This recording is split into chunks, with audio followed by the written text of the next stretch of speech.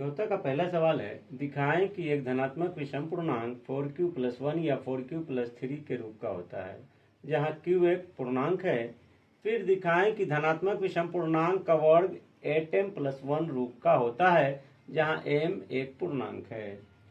एक ही सवाल में दो हिस्से हैं जिन्हें हमें अलग अलग नहीं करके एक ही साथ करना है।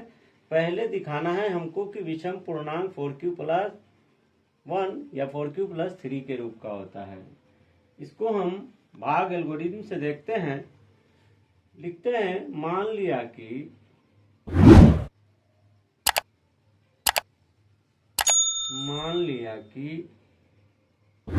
a और b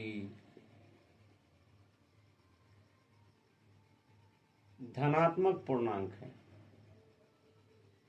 धनात्मक पूर्णांक हैं तो भाग एल्गोरिथम से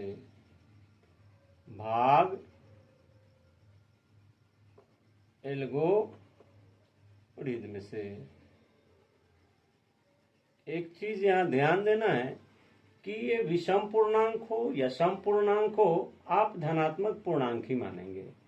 तो भाग एल्गोरिथम में क्या होता है, a = bq + r,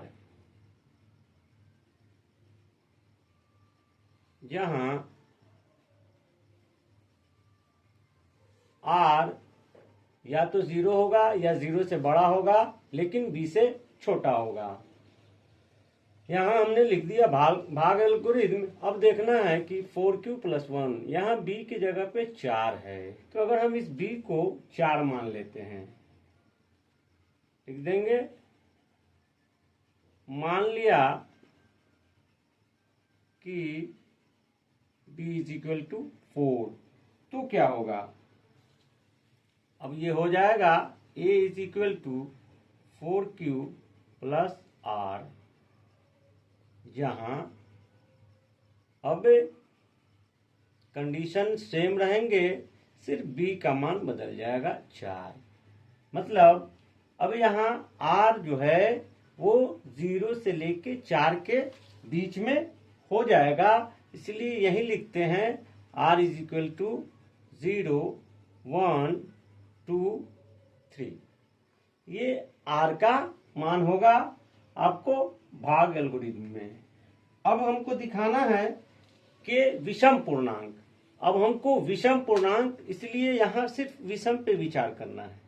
विषम पूर्णांक 1 और 3, विषम पूर्णांक यहाँ 0, 1, 2, 3 में 1 और 3 है, हमें 1 और 3 पर ही विचार करना है। तो क्या हो जाएगा, लिख देते हैं, चूंकि विषम संख्या पर विचार करना है,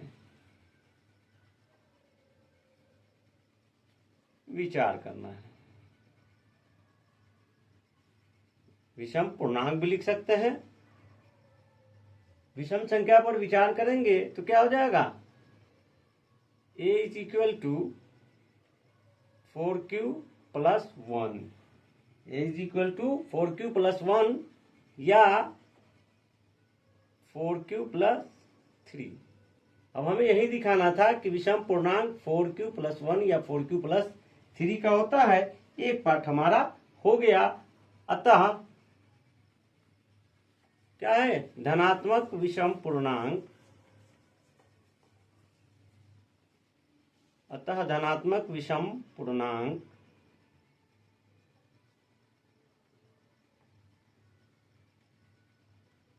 पूर्णांक 4q + 1 या 4q + 3 के रूप का होता है, जहां q एक पूर्णांक है। ये हमारा एक पार्ट हो गया। अब दूसरा पार्ट है कि फिर यहां कहता है, फिर दिखाएं कि धनात्मक विषम पूर्णांक का वर्ग मतलब ये अगर धनात्मक विषम पूर्णांक है, एक ही हिस्सा को लो, a is equal to 4q + 1 को अगर हम धनात्मक विषम पूर्णांक मान ले तो अब इसका वर्ग, तो अब हमें फिर है तो पुनः दिखाना है, पुनः a is equal to 4q + 1, ये क्या है, धनात्मक विषम पूर्णांक है, तो लिख दे बराबर धनात्मक विषम पूर्णांक।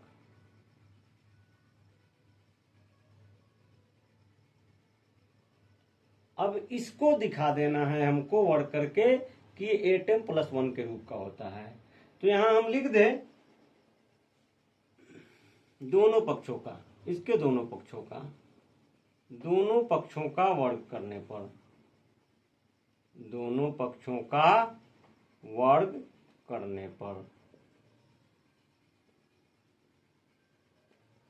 क्या होगा, a is equal to 4q + 1, इसका भी स्क्वायर किए और इसका भी स्क्वायर किए, दोनों का वर्ग कर दिए, तो ये क्या हो जाएगा, ये हो जाएगा आपका a², और इसको तोड़ेंगे a + b के होल स्क्वायर पर, तो a², 4 का स्क्वायर 16, फिर स्क्वायर प्लस 2ab, तो हो जाएगा ये 8q + 1 का स्क्वायर 1। यहां आने के बाद हम इसको क्या करेंगे, a² इज इक्वल टू, यहां देखिए 16 है और 8 है, अगर 8 कॉमन ले लें हम यहां से, 8 इंटू, तो यहां बच जाएगा 2q² + q + 1 इसको अलग कर दे,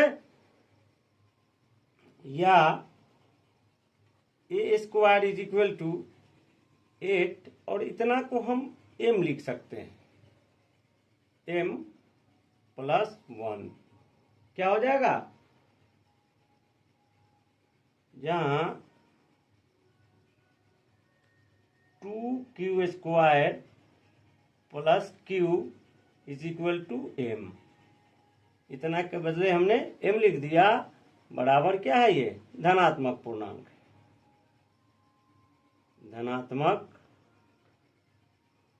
पूर्णांक है। अब हमको यही दिखाना था, अतः हम लिख सकते हैं, अतः धनात्मक विषम पूर्णांक का वर्ग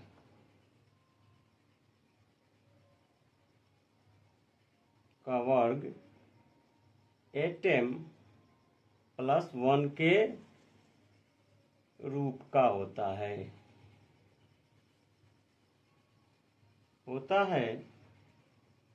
जहां